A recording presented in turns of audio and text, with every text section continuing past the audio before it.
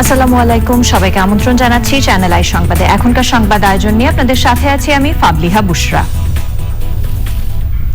শুরুতেই চলুন দেখে নিই ফ্রেশ বিস্কিট সংবাদ শিরোনামগুলো। চট্টগ্রামে নির্মাণাধীন বিদ্যুৎ কেন্দ্রে শ্রমিক পুলিশ সংঘর্ষে নিহত 5 ও আহত অর্ধ শতাধিক, বকেয়া বেতনের দাবিতে আন্দোলন। করোনা ভাইরাসে টানা দ্বিতীয় দিনে 24 ঘন্টায় আরো 101 জনের মৃত্যু, স্বাস্থ্যবিধি মানার বিকল্প নেই বলছেন বিশেষজ্ঞরা। কিংবদন্তি চলচ্চিত্র ব্যক্তিত্ব সারা বেগম কবরীকে বনানী কবরস্থানে রাষ্ট্রীয় মর্যাদায় দাফন, গুণী অভিনেত্রীর বিদায়ে গভীর শোক। শেষকৃত্যের আনুষ্ঠানিকতার পর সমাহিত প্রিন্স ফিলিপ, সীমিত আয়োজনে যোগ দেন ব্রিটিশ রাজ পরিবারের সদস্যরা। এবং ঐতিহাসিক মুজিবনগর দিবসের 50 বছর শ্রদ্ধা ভরে উদযাপন, করোনা মহামারীর কারণে সীমিত পরিসরে আয়োজন।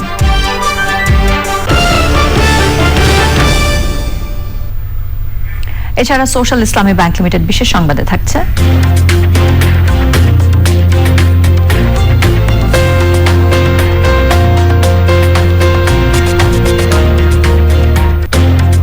অস্ট্রেলিয়ায় গৃহহীনদের রাতে ঘুমানোর জন্য বাস বরাদ্দের খবর।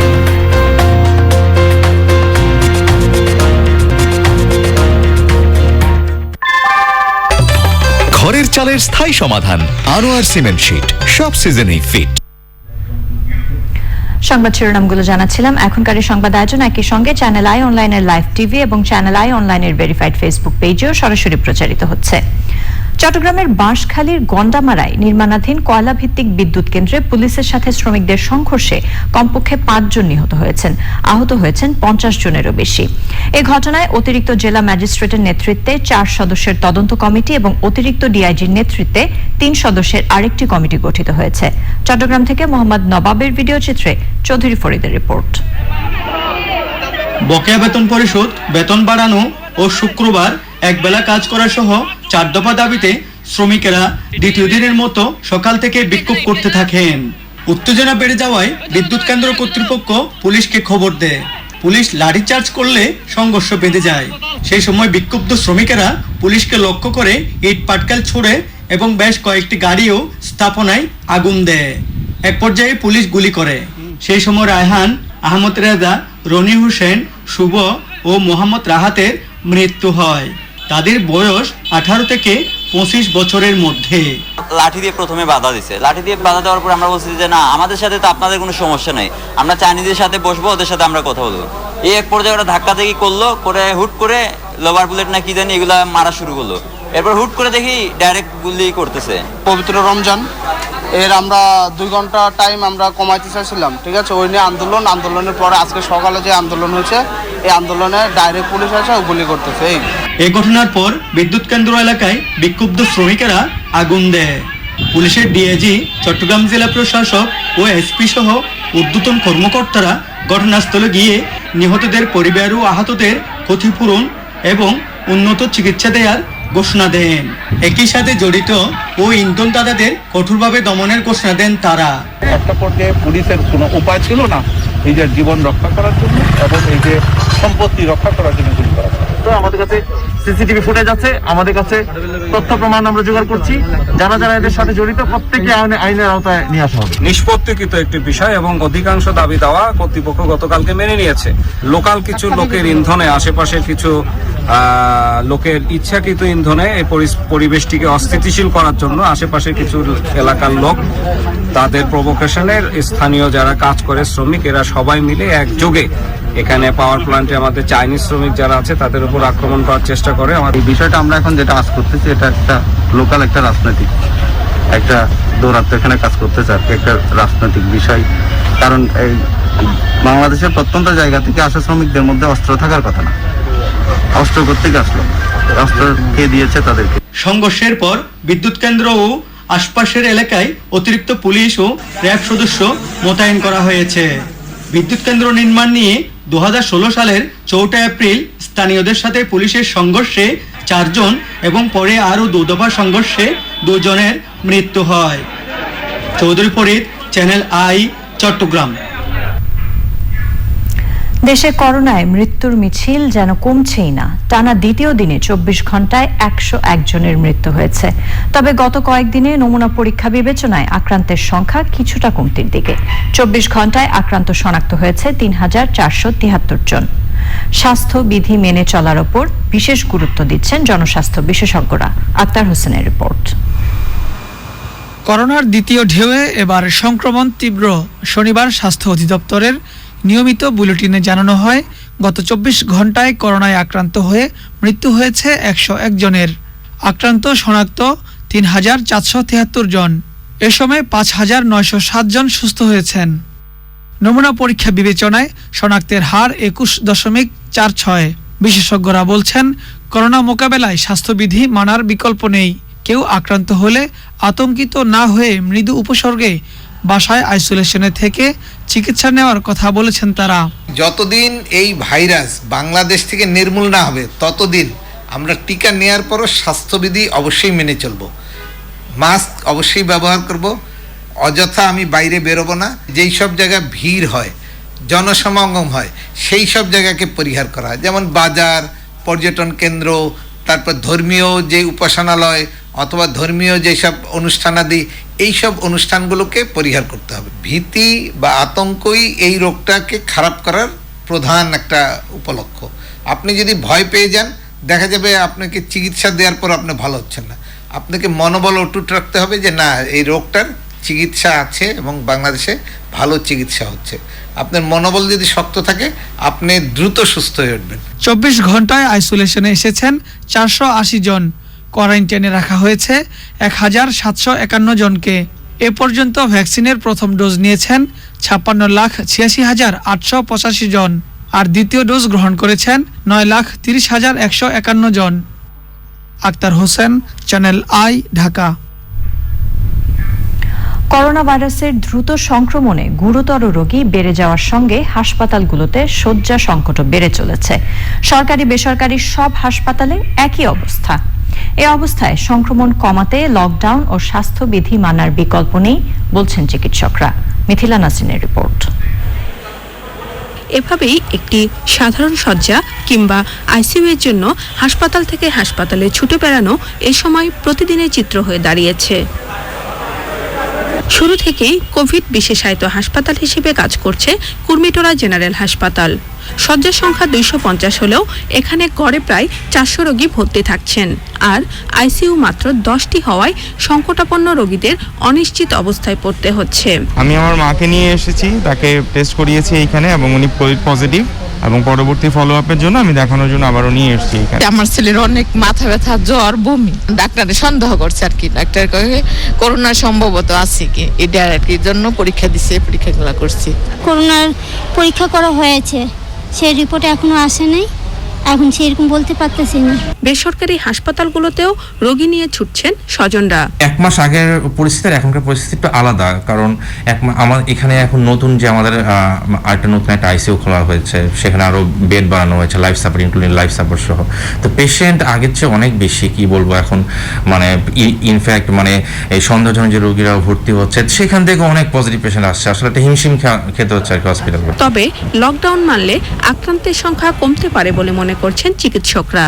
তারা বলছেন, এখনো যদি সবাই সচেতন হয়ে বিধিনিষেধগুলো না মেনে চলেন, তাহলে পরিস্থিতি আরো অনেক খারাপ হওয়ার আশঙ্কা রয়েছে। Mithila Nasrin, channel I, Dhaka. সর্বাত্মক লকডাউনের চতুর্থ দিনে আজও রাজধানীতে রাস্তায় উল্লেখযোগ্য সংখ্যায় যান চলাচল ও মানুষ দেখা গেছে। বিধিনিষেধ বাস্তবায়নে তৎপর দেখা গেছে আইন শৃঙ্খলা রক্ষাকারী বাহিনীকে। এই মুহূর্তে রাজধানীর পল্টন এলাকায় আছেন এনামুল কবির রূপম, সরাসরি যাচ্ছে তার কাছে। রূপম, লকডাউনে রাতে রাজধানীর চিত্র কেমন দেখছেন আপনি?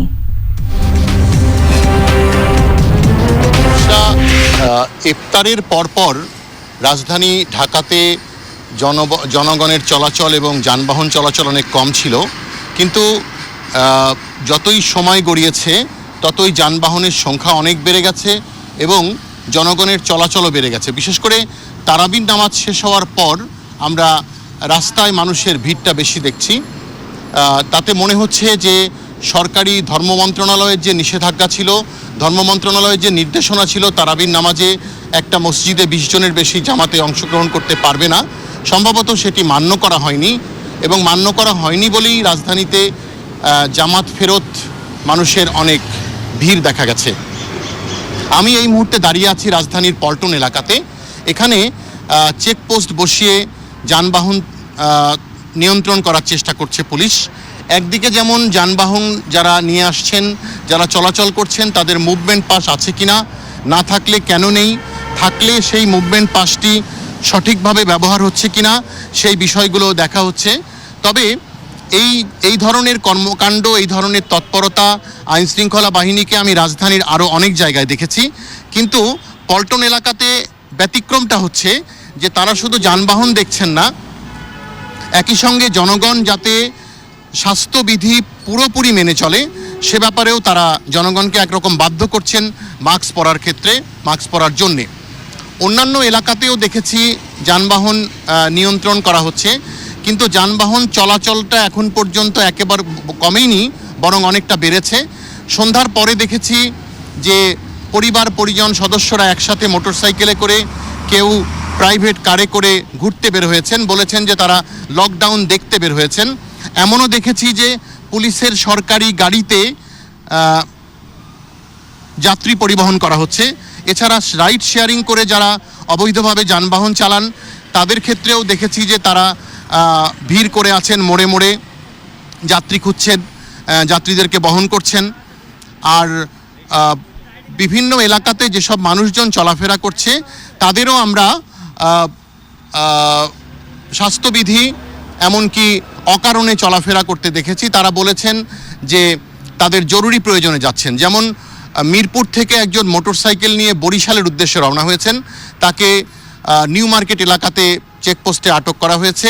উনি বলেছেন যে তিনি জরুরি প্রয়োজনে যাচ্ছেন, এই কারণেই তার পক্ষে মুভমেন্ট পাস সংগ্রহ করা সম্ভব হয়নি।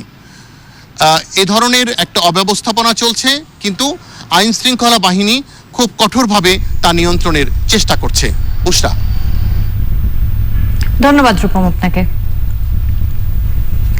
করোনা সংক্রমণ নিয়ন্ত্রণে সর্বাত্মক লকডাউনের মধ্যেই শাহজালাল আন্তর্জাতিক বিমানবন্দর ও বিভিন্ন এয়ারলাইন্সের সামনে বিক্ষোভ করেছেন হাজারো প্রবাসী। ভিসার মেয়াদ শেষ হওয়ার আগেই কর্মস্থলে যাওয়ার জন্য দেশের বিভিন্ন প্রান্ত থেকে ঢাকায় আসেন তারা। লকডাউনের চতুর্থ দিনে সড়কগুলোতে ব্যক্তিগত গাড়ি বেশি চলেছে। লায়লা নওশিনের রিপোর্ট। সৌদি আরব সহ মধ্যপ্রাচ্যের বিভিন্ন দেশে প্রবাসী কর্মীদের নিয়ে শনিবার থেকে বিশেষ ফ্লাইট চালুর বিষয়ে পররাষ্ট্র মন্ত্রণালয়ের অনুমতির খবরে বিভিন্ন প্রান্ত থেকে ঢাকা আসেন প্রবাসী শ্রমিকরা। তবে সৌদি আরবে ফ্লাইট অবতরণের অনুমতি না দেয়া এবং যাত্রী কম থাকায় রিয়াদ, দাম্মাম ও দুবাইয়ের 4টি ফ্লাইট বাতিল করায় ভোগান্তিতে পড়েন যাত্রীরা। শাহজালাল বিমানবন্দরেই বিক্ষোভ করেন হাজারো প্রবাসী। 10টা বাজে এসে গেটে দাঁড়াইছি, ফ্লাইট ক্যান্সেল। আমরা তো আকাশে পড়ে গেলাম। আমরা যেখানে যাই শুধু বলে টাকা দেন, কিন্তু আসলে টাকা দিই কোনো কাজ আমরা কিছুই পাই না। লকডাউনের মধ্যে স্বাস্থ্যবিধি উপেক্ষা করে মতিঝিলে বিমান বাংলাদেশ এয়ারলাইন্সের সামনেও বিক্ষোভ করেন শ্রমিকরা। বিক্ষোভ হয়েছে কারওয়ান বাজারেও। এখানে যত লোক দেখতেছেন সবাই নিউজ দেখে এখানে আসছে। ডাবলের উপর ডাবল দিছে, এই পর্যন্ত আসে 8,000 টাকা গাড়ি বাদে ময়ূরসিংহ কাঁচামালের গাড়ি দেয়। কারণ আমাদের ভিসা ক্যান্সেল হয়ে গেলে তো আমরা পরিবার নিয়ে পথে বসতে হবে। প্রবাসী শ্রমিকরা যেন দ্রুত কর্মস্থলে পৌঁছতে পারেন সেজন্য সব ধরনের চেষ্টা চালানোর কথা জানিয়েছে পররাষ্ট্র মন্ত্রণালয়। আপনাদের যদি চাকরির কোনো সমস্যা না হয় সেই বিষয়টি আমরা প্রবাসী কল্যাণ মন্ত্রণালয়, পররাষ্ট্র মন্ত্রণালয় সর্বোচ্চ অগ্রাধিকার দিয়ে আমরা চেষ্টা করব। সর্বাত্মক লকডাউন থাকায় জরুরি প্রয়োজনেও বের হতে না পেরে বরাবরের মতোই বিড়ম্বনায় নিম্ন আয়ের মানুষ। রাস্তায় না পুরো আমরা খাওয়ান নাই, সরকার তো আর আমরা খাওয়ানটা দেওয়া যাবো না। সকালে বাড়াইছি দেখেন বসা টসা দিয়ে কয় টাকা রুজি হয়েছে, এই দিয়ে সংসার চলে, জমা তো দিতে হবে 100 টাকা। আমাদের খুবই কষ্ট হয়েছে। লকডাউনের চতুর্থ দিনে ব্যক্তিগত গাড়ি চলাচল বাড়ায় রাজধানীর কোনো সড়কে যানজট দেখা যায়। করোনা সংক্রমণ নিয়ন্ত্রণে দেশজুড়ে সর্বাত্মক লকডাউন কার্যকর করতে দিনভর তৎপর ছিল আইন শৃঙ্খলা বাহিনী। Laila Nowshin, channel I, Dhaka.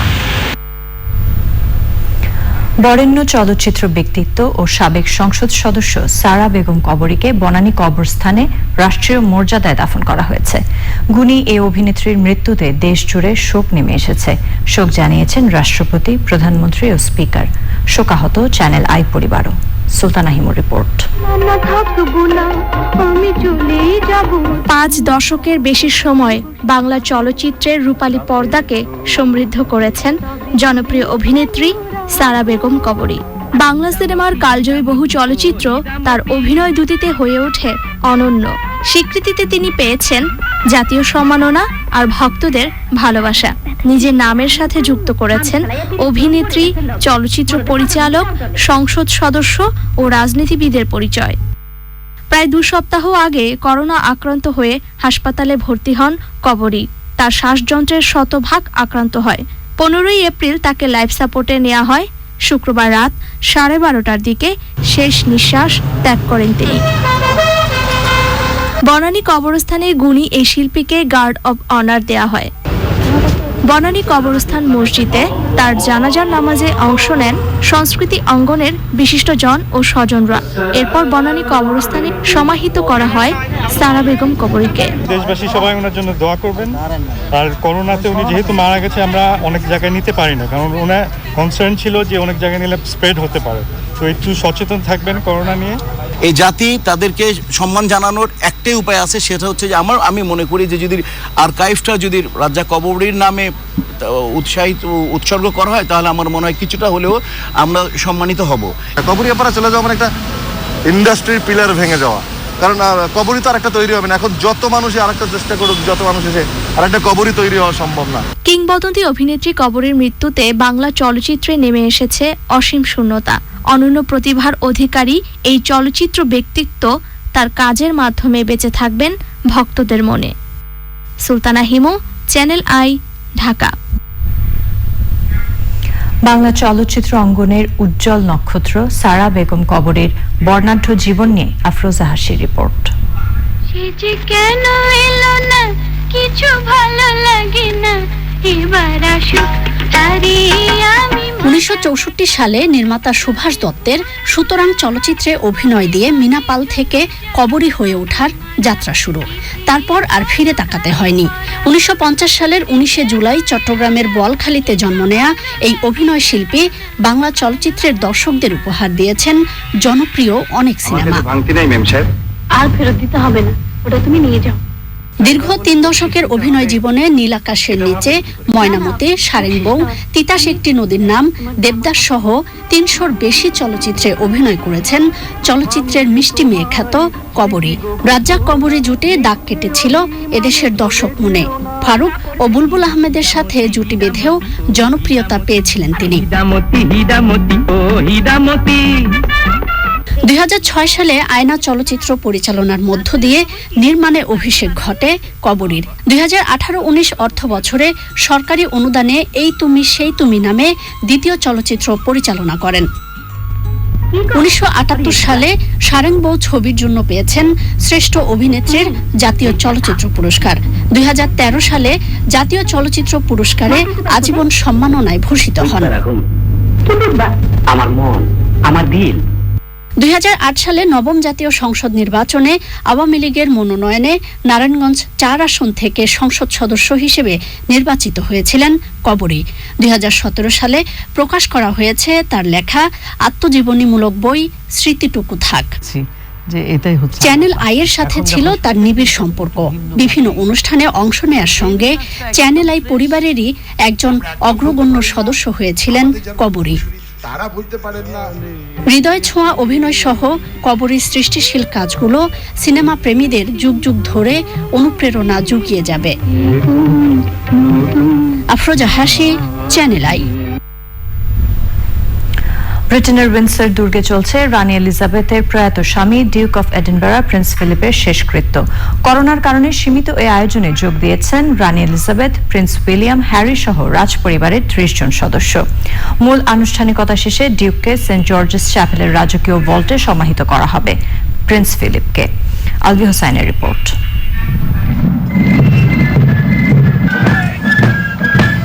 আরও একবার ব্রিটেনের উইন্ডসর দুর্গে Duke of Edinburgh Prince Philip. তবে এবারের আশাটা শেষবারের মতো। শেষ বিদায়ের আনুষ্ঠানিকতায় যোগ দিতে উপস্থিত রানী সহ পরিবারের অন্য সদস্যরা। তবে সন্তান সম্ভবা থাকার কারণে চিকিৎসকের পরামর্শ অনুযায়ী এই অনুষ্ঠানে যোগ দিতে পারেননি ডিউকের নাতি প্রিন্স হ্যারির স্ত্রী মেগান মার্কেল। শেষকৃত্যের শুরুতে ডিউকের মরদেহ উইন্ডসর প্রাসাদের প্রাইভেট গির্জা থেকে রাষ্ট্রীয় প্রবেশপথে আনা হয়। ডিউকের মরদেহ পতাকা দিয়ে ঢাকা ছিল, সাথে ছিল পুষ্পস্তবক এবং ডিউকের নৌবাহিনীর টুপি ও তরবারি। মরদেহ ডিউকেরই দীর্ঘদিনের ব্যবহৃত জলপাই রঙের ল্যান্ড রোভারে করে উইন্ডসর দুর্গের ভেতরেই সেন্ট জর্জেস চ্যাপেল গির্জায় নিয়ে যাওয়া হয়। এর পেছনেই ছিলেন রানী ও ডিউকের 4 সন্তান প্রিন্স চার্লস, অ্যান্ড্রু, এডওয়ার্ড এবং প্রিন্সেস অ্যান। সাথে ছিলেন 2 নাতি প্রিন্স উইলিয়াম ও হ্যারি সহ পরিবারের অন্য সদস্যরা। স্থানীয় সময় বিকেল 2:45টায় মূল শোভাযাত্রাটি শুরু হয়। এর শুরুতে ছিল গ্রেনাডিয়ার গার্ড নামে সামরিক বাদক দল। রাজকীয় বেন্টলি গাড়িতে করে শোভাযাত্রার পেছনে ছিলেন রানী এলিজাবেথ। এ সময় দুর্গের ভেতর থেকে তোপধ্বনি এবং গির্জার ঘণ্টাধ্বনি বেজে ওঠে। গির্জায় প্রবেশের পর সেখানে তৈরি হয় এক আবেগঘন পরিবেশের। মূল অনুষ্ঠানে ডিউকের স্মরণে পুরো ব্রিটেন জুড়ে 1 মিনিটের নীরবতা পালন করা হয়, যা শুরু ও শেষ হয় তোপধ্বনির মধ্য দিয়ে। এরপর অ্যাংলিকান চার্চের প্রধান শেষকৃত্যের আনুষ্ঠানিকতা সম্পন্ন করেন।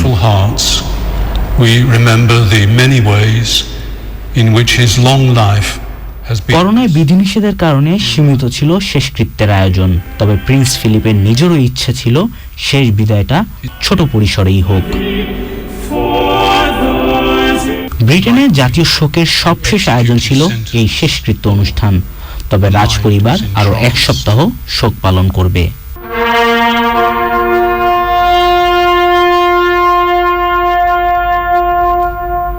Alvi Hossain, channel I. এবারে রয়েছে আই স্পোর্টস।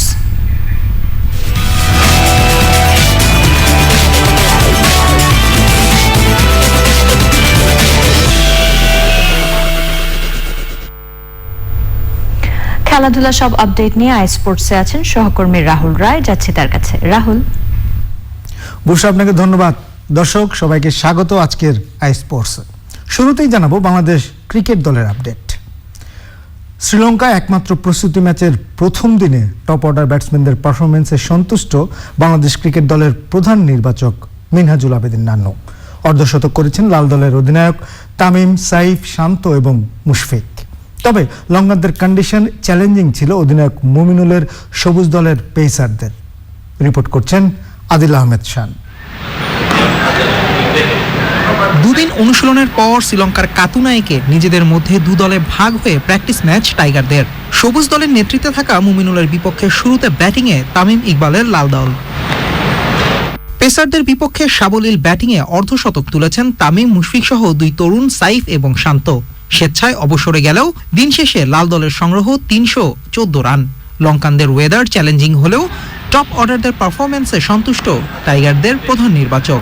এটা যথেষ্ট ইউজড হয়েছে ওয়েদার কন্ডিশন এবং উইকেটের সাথে, এবং যথেষ্ট ভালো প্র্যাকটিস হয়েছে, এবং আমাদের টপ অর্ডাররা যথেষ্ট ভালো ব্যাটিং করেছে এবং বোলাররাও যথেষ্ট চেষ্টা করেছে লাইন লেন্থে ভালো জায়গায় বল করেন। ওভারঅল আমি বলবো this is a very good practice match.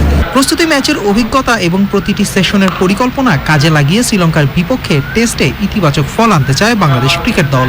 Tamim ভাই, সাইফ খুব ভালো শেপে ব্যাটিং করছে এবং ওয়েদারের সাথেও আমার মনে হয় অনেকটা মানায় নিছে। স্টিল ডিফিকাল্ট, বাট আমরা 2-3টা সেশন প্র্যাকটিসও করছি। ওইটাই প্ল্যান যে আমরা কিভাবে সেশন বাই সেশন ভালো করতে পারি। রোববার প্রস্তুতি ম্যাচের দ্বিতীয় ও শেষ দিন 21 এপ্রিল ক্যান্ডিতে অনুষ্ঠিত হবে বাংলাদেশ শ্রীলঙ্কার প্রথম test match. Adil Ahmed Shan, sports desk, channel I. Indian Premier League আইপিএলে মুম্বাই ইন্ডিয়ান্সের দেয়া 151 রানের টার্গেটে ব্যাট করছে সানরাইজার্স হায়দ্রাবাদ। চেন্নাইতে টস জিতে শুরুতে ব্যাট করতে নেমে 5 উইকেটে 150 রান তোলে 5 বছরের চ্যাম্পিয়ন মুম্বাই। 55 রানের ওপেনিং জুটি গড়ে দর্শক, এই ছিল আজকের আই স্পোর্টসে। ফিরে যাচ্ছি বুশরার কাছে। ধন্যবাদ রাহুল আপনাকে। ঐতিহাসিক মুজিবনগর দিবসের 50 বছর আজ। স্বাধীন বাংলাদেশের প্রথম সরকারের আনুষ্ঠানিক শপথ গ্রহণের দিনটিকে গভীর শ্রদ্ধায় স্মরণ করেছে বাংলাদেশ। তবে করোনা পরিস্থিতির কারণে আয়োজন ছিল সীমিত। পান্থ রহমানের রিপোর্ট। 1971 সালের 17 এপ্রিল কুষ্টিয়া জেলার তৎকালীন মেহেরপুর মহকুমার বৈদ্যনাথ তলার আমবাগানে আনুষ্ঠানিকভাবে শপথ গ্রহণ করেছিল স্বাধীন সার্বভৌম বাংলাদেশের প্রথম সরকার। সেই থেকে ওই স্থানটি পরিচিত মুজিবনগর নামে, আর দিনটি মুজিবনগর দিবস। দিনটি স্মরণে ঢাকায় ধানমন্ডির 32 নম্বরে বঙ্গবন্ধু ভবনে প্রধানমন্ত্রী শেখ হাসিনার পক্ষ থেকে জাতির পিতা বঙ্গবন্ধু শেখ মুজিবুর রহমানের প্রতিকৃতিতে শ্রদ্ধার্ঘ্য অর্পণ করেন আওয়ামী লীগ সাধারণ সম্পাদক ওবায়দুল কাদের।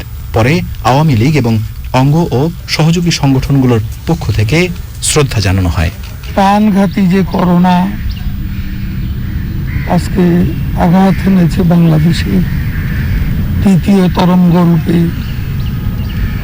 এই করোনাকে প্রতিরোধ করা সঙ্গে সঙ্গে আজ মুজিবনগর সরকার তথা স্বাধীনতার চেতনার শত্রু সাম্প্রদায়িকতাকে রুখতে হবে, প্রতিহত করতে হবে, পরাজিত করতে হবে।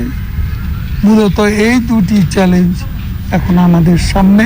সে সময় করোনা মোকাবেলার পাশাপাশি সাম্প্রদায়িক অপশক্তিকেও পরাজিত করার প্রত্যয়ের কথা জানান আওয়ামী লীগ নেতারা। 71 সালের পাকিস্তানিরা যা করেছে সেই অনুকরণেই তারা এই 26শে মার্চ থেকে 28শে মার্চ পর্যন্ত সেই তাণ্ডব তারা চালিয়েছে। কারণ তারা মুক্তিযুদ্ধের চেতনা বিশ্বাস করে না। দেখছেন যে সেই সমস্ত সন্ত্রাসীদের কিভাবে ধরা হচ্ছে, আইনের আওতায় আনা হচ্ছে, আইনানুগভাবে তাদের বিচারের সম্মুখীন হতে হবে। এর থেকে তারা ছাড় পাবে না কোনো অবস্থায়। যে স্বপ্ন দেখে আমাদের পূর্বসূরি মুক্তিযোদ্ধারা এই বঙ্গবন্ধুর নেতৃত্বে বাংলাদেশ রচনা করে গেছেন, একটি অসাম্প্রদায়িক বাংলাদেশ রচনা করে গেছেন, এই দেশকে অসাম্প্রদায়িক দেশ আমরা হিসাবে এগিয়ে নিয়ে যাব সমস্ত অপশক্তিকে পরাভূত করে। ঢাকার মতো সারা দেশেই মুজিবনগর দিবসের সুবর্ণ জয়ন্তী উদযাপিত হয় সংক্ষিপ্ত আয়োজনে। মুজিবনগরের আয়োজনও ছিল স্বল্প পরিসরে। জাতীয় পতাকা উত্তোলন করে জাতির পিতা বঙ্গবন্ধু শেখ মুজিবুর রহমান, জাতীয় 4 নেতা এবং বীর শহীদদের প্রতি সম্মান জানানো হয়।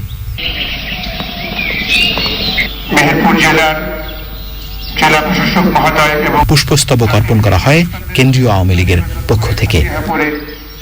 পান্থ রহমান, চ্যানেল আই। সংবাদের এ পর্যায়ে সময় হয়ে গেল অশোক লেল্যান্ড ইফাদ অটোস বিরতির পর জানিয়ে ফিরব। মিয়ানমারের বৌদ্ধ নববর্ষে রাষ্ট্রীয় ক্ষমা পাচ্ছেন 23,000-এর বেশি বন্দী। তবে ফিরে এলাম নিটোল টাটা আন্তর্জাতিক সংবাদ নিয়ে।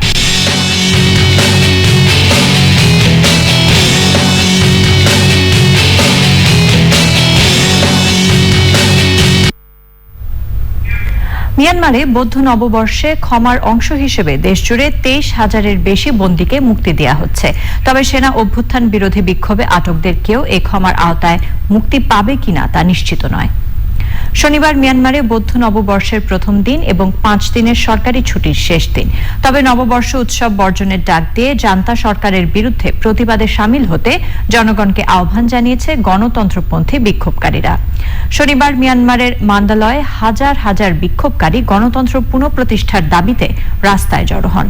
শান প্রদেশে প্রবল বৃষ্টির মধ্যে হাজার হাজার মানুষ বিক্ষোভ করেছেন। দেশটির কারা বিভাগের মুখপাত্র কেয়াওতুন উ জানিয়েছেন, মুক্তি পাওয়াদের অধিকাংশই 1 ফেব্রুয়ারির আগে থেকে বন্দী ছিলেন, তবে অল্প কিছু রয়েছেন যাদের পরে গ্রেফতার করা হয়েছিল। সোশ্যাল ইসলামী ব্যাংক লিমিটেড বিশেষ সংবাদ।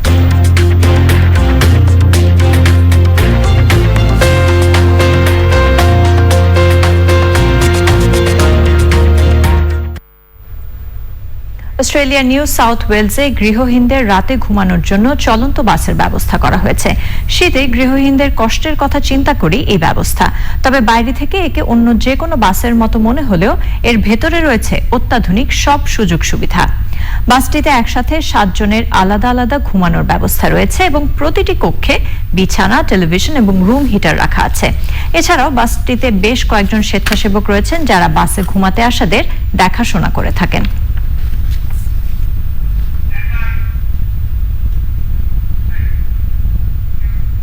এবারে রয়েছে অর্থনীতি সংবাদ।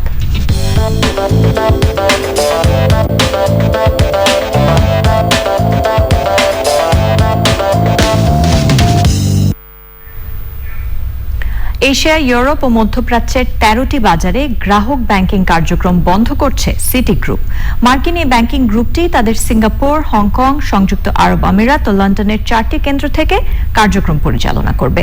কার্যক্রম বন্ধ করলেও বড় গ্রাহক ও সংস্থাগুলোয় তাদের সেবা অব্যাহত থাকবে। সিটি গ্রুপ অস্ট্রেলিয়া, বাহরাইন, চীন, ভারত, ইন্দোনেশিয়া, দক্ষিণ Korea, Malaysia, Philippines, Poland, Russia, Taiwan, Thailand ও ভিয়েতনামে তাদের গ্রাহক ব্যাংকিং কার্যক্রম বন্ধ করছে। গ্রুপের প্রধান নির্বাহী জেন ফ্লেজার এক বিবৃতিতে জানিয়েছেন, কার্যক্রম বন্ধের বিষয়টি তাদের চলমান কৌশলের অংশ।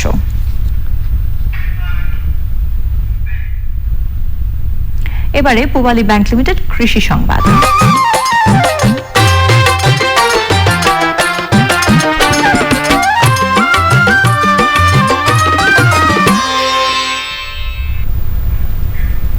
মেহেরপুরে ব্লাস্টে আক্রান্ত হয়ে শুকিয়ে যাচ্ছে বোরো ধান। বিশেষ করে বৃধান 28 ও 81 জাতের ধানে ব্লাস্টের প্রকোপ বেশি। কোনো কীটনাশককে ফল না পেয়ে দিশেহারা হয়ে পড়ছেন কৃষক। বোরোর লক্ষ্যমাত্রা পূরণ নিয়ে সংশয়ে কৃষি বিভাগও। মেহেরপুর প্রতিনিধি গোলাম মুস্তফার রিপোর্ট। মেহেরপুর জেলায় এবার বোরো আবাদ হয়েছে 19,100 হেক্টর জমিতে। এর মধ্যে শতকরা 40% বৃধান 28 ও 81 জাতের বোরো ধান। প্রথম দিকে আবহাওয়া ভালো থাকায় চাষিরা আশাবাদী ছিল ভালো ফলনের, কিন্তু ধান যখন শীষ নিয়ে দাঁড়িয়েছে সে সময় ব্লাস্টের আক্রমণ। শুকিয়ে যাচ্ছে ধানের শীষ। আমরা সব ধানই আবাদ করি, অন্য অন্য ধান কিছু হয়নি, কিন্তু 28 ধানটা খুব বেশি রকমের ক্ষতি হয়ে গেছে। 10-12 হাজার টাকা খরচ হয়ে গেছে, ধান কিছু করার নেই, ধান সব নষ্ট হয়ে গেছে। বৃধান 28 ও 81 জাতের বীজ সিংহভাগই বিএডিসির ডিলারদের কাছ থেকে কেনা বলছেন কৃষক।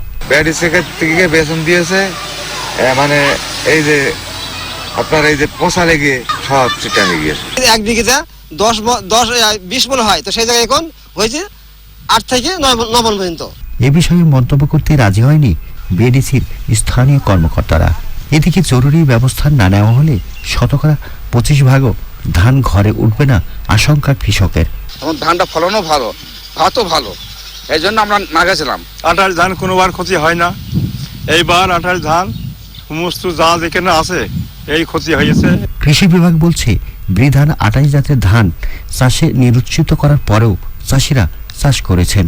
এটা 1994 সনে প্রথম উদ্ভাবিত, এ পর্যন্ত প্রায় 25 বছর অতিক্রান্ত হয়েছে, যে কারণে সেটা এখন রোগবালাই সহিষ্ণু না। তার পরিবর্তে আমরা এখন মাঠ পর্যায়ে আধুনিক জাত, বিশেষ করে বৃধান 58, 63, 74, 86, 88, 89, 92, 96 এইগুলো আমরা আমাদের জন্য পরামর্শ দিয়ে যাচ্ছি। মেহেরপুর থেকে গোলাম মোস্তফা, চ্যানেল আই। এ পর্যায়ে রয়েছে প্রকৃতি সংবাদ।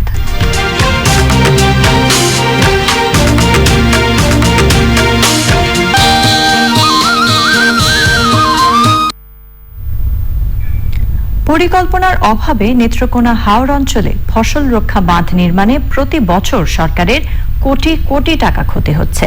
কৃষকদের অভিযোগ, প্রতি বছর পানি উন্নয়ন বোর্ড ও প্রকল্পের লোকজন ফসল নষ্ট করে জমি কেটে বাঁধ নির্মাণ করছে।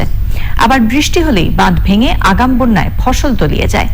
নেত্রকোনা থেকে জাহিদ হোসেনের তথ্য, ভিডিও চিত্রে শমিক আহমেদের রিপোর্ট।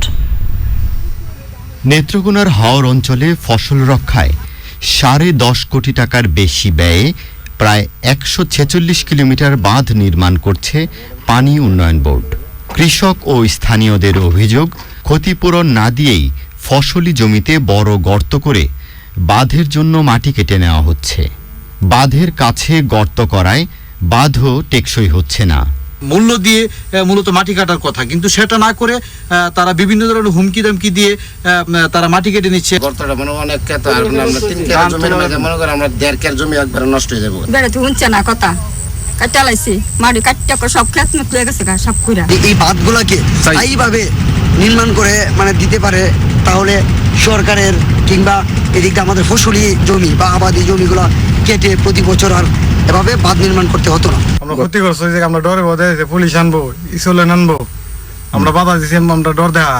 পরিবেশ ও কৃষি জমির ক্ষতির বিষয়টি খতিয়ে দেখার কথা জানিয়েছে জেলা কৃষি বিভাগ। হাত কতটুকু ক্ষতিগ্রস্ত হবে না হবে এটা পানি উন্নয়ন বোর্ডে ভালো বুঝবে এবং যারা সংশ্লিষ্ট তারাই ভালো বুঝবে। তো আমি অনুরোধ করব আমাদের কৃষি জমি যেন নষ্ট না করি, বাঁধ রক্ষা করা হয়, বাঁধ দেওয়া হয়। তবে বাঁধ নির্মাণে অনিয়মের অভিযোগ অস্বীকার করেছে পানি উন্নয়ন বোর্ড। একটা জায়গায় সম্ভবত ঘটেছে, ওইখানে আমরা পদক্ষেপ নিয়েছি। আর আপনারা দেখবেন যে ম্যাক্সিমাম জায়গাতে যেখানে হচ্ছে জায়গার মাটি পাওয়া যায় না, ওই জায়গার থেকে হচ্ছে মূলত কাছ থেকে একটু নেওয়ার মাটিটা নিয়েছে এবং যেখান থেকে আপনি বলছেন সেটার থেকে আমরা অলরেডি ব্যবস্থা গ্রহণ করেছি। নীতিমালা হচ্ছে ডিজাইন অনুযায়ী যে ওই এক এক জায়গায় আমাদের হলো 5 মিটার জায়গা থাকতে হবে বাঁধের গোড়ার থেকে। তো সব জায়গায় তো হয়তো বা সম্ভব হবে না, দু একটা যদি ব্যতিক্রম ঘটে সেই ক্ষেত্রে 3 মিটার জায়গা আমরা রেখে বাঁধ তৈরি করব। হাওরের পরিবেশ ও ফসল রক্ষায় পরিকল্পিত ব্যবস্থাপনার তাগিদ দিয়েছেন স্থানীয়রা। Soumik Ahmed, channel I. Exim bank বাণিজ্য সংবাদ।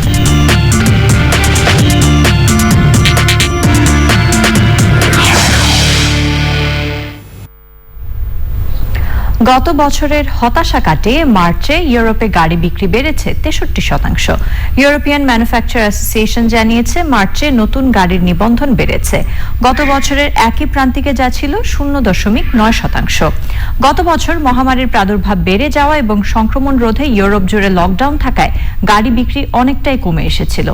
ইউরোপের বড় 5টি মার্কেটের বিক্রয় প্রতিবেদনে দেখা গেছে প্রথম প্রান্তিকে ইতালি ও ফ্রান্সে গাড়ি বিক্রি যথাক্রমে 29% ও 21% বৃদ্ধি পেয়েছে।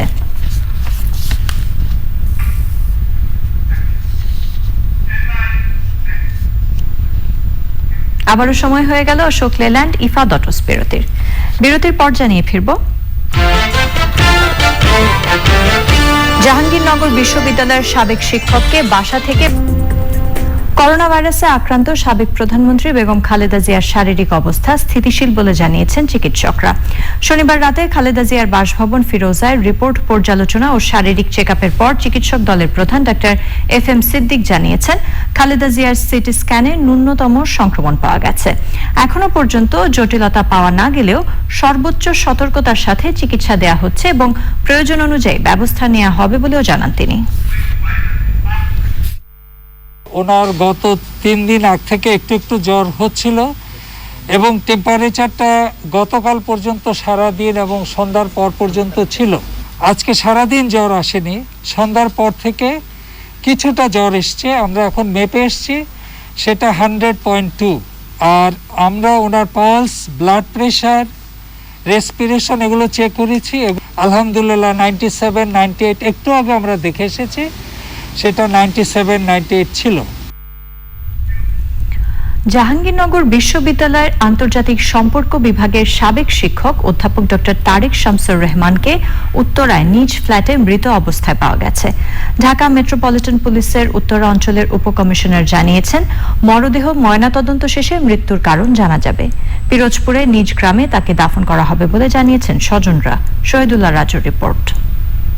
রাজধানীর উত্তরা 18 নম্বর সেক্টরে রাজুকের অ্যাপার্টমেন্টে নিজ ফ্ল্যাটে একা বসবাস করতেন বাংলাদেশ বিশ্ববিদ্যালয় মঞ্জুরি কমিশনের সাবেক সদস্য, জাহাঙ্গীরনগর বিশ্ববিদ্যালয়ের আন্তর্জাতিক সম্পর্ক বিভাগের সাবেক চেয়ারম্যান অধ্যাপক তারেক শামসুর রহমান। দুপুরে ফ্ল্যাটটি থেকে তার মরদেহ উদ্ধার করে পুলিশ। সকালে গৃহ পরিচারিকা এসে ডাকাডাকি করলে দরজা না খোলায় বেলা 11টার দিকে বিষয়টি পুলিশকে অবহিত করে ফ্ল্যাট পরিচালনা কমিটি। তার যে নিয়মিত যে কাজের মেয়েটা কাজ করে, সে 15টা আসছে, এসে কলিং বেল চাপছে, কলিং বেল চেপে দেখা গেল যে সে শব্দ করে না। মেয়েটা ভাবছে যে হয়তো বাথরুমে আছে, আচ্ছা পরে আবার আসি, অন্য বাসায় কাজ সেরে আবার এসে দেখে যে না একই অবস্থা। তখন লোকজনকে জানাজানি করাতে তারপরে ধরেন পুলিশকে খবর দেওয়া হয়েছে। ওনাকে ফোন দেন, কলিং বেল করে, কোনো সাড়া নেই। তখন উনি বলেন যে একরম ভাই আসেন, এই অবস্থা, স্যারের তো কোনো সাড়া পাচ্ছি না। ল এনফোর্সমেন্ট যারা আছেন তাদের কনসার্ন নিয়ে বোধহয় দরজা ভেঙে ঢুকে দেখেন যে ওনাকে পাওয়া গেছে আর কি। তো উনি বললেন যে সেক্রেটারি সাহেব বললেন যে শরীরের অর্ধেকটা বোধহয় বাথরুমের মধ্যে ছিলেন, অর্ধেকটা বাইরে ছিল আর কি। দরজা ভেঙে তারেক শামসুর রহমানকে মৃত অবস্থায় উদ্ধার করে পুলিশ। পড়ে যাওয়ার পরে উনি হয়তো বমি করেছেন, মাথায় আঘাত পেয়েছেন এবং রক্ত বমিও করেছেন, মাথা থেকে হয়তো ব্লিডিং হয়েছে। তো এই অবস্থায় আমরা প্রাথমিকভাবে পেয়েছি। তো আমরা আমাদের ক্রাইম সিন আসতেছেন, কীভাবে উনি পড়ে গেছেন এই বিষয়টা তারা নিশ্চিত হতে পারবেন। আমরা তার লাশটাকে ঢাকা মেডিকেলে পাঠাবো পোস্টমর্টম করার জন্য। সেখান থেকে পোস্টমর্টম হয়ে আসলেই আত্মীয় স্বজনের কাছে দিয়ে দেবো ওনাকে দাফন করার জন্য। অধ্যাপনার পাশাপাশি আন্তর্জাতিক রাজনীতি, আন্তঃরাষ্ট্রীয় সম্পর্ক, বৈদেশিক নীতি এবং তুলনামূলক রাজনীতি নিয়ে নিয়মিত লিখতেন doctor Rahman. Shahidullah Raju, channel I, Dhaka. Magura সদর উপজেলার 18 খাদায় একাঙ্গী জাতীয় মশলা ফসল নিয়ে মাঠ দিবস হয়েছে। অনুষ্ঠানে অতিথি ছিলেন মাগুরা আঞ্চলিক মশলা গবেষণা কেন্দ্রের ঊর্ধ্বতন বৈজ্ঞানিক কর্মকর্তা ডক্টর মোহাম্মদ মনিরুজ্জামান। বক্তৃতা করেন মশলা গবেষণা কেন্দ্রের বৈজ্ঞানিক কর্মকর্তা রিয়াজুল ইসলাম, কৃষি সম্প্রসারণ অধিদপ্তরের উপসহকারী কৃষি কর্মকর্তা লব বিশ্বাস ও অন্যরা।